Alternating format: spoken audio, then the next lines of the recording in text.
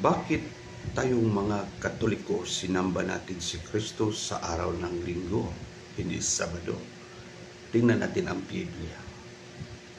In the book of Matthew chapter 20, verses 1 to 9, it was early Sunday morning after the Sabbath day, which is Saturday.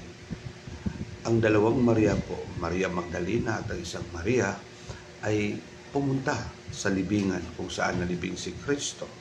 That was early Sunday morning.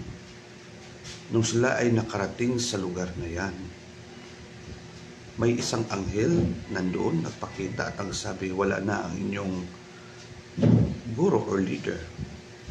He was raised from the dead.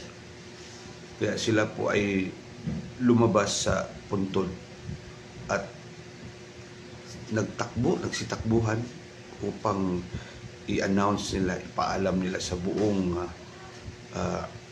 believers or sa mga naniniwala kay Kristo, especially sa mga apostol, na ang kanilang Diyos ay nabuhay muli.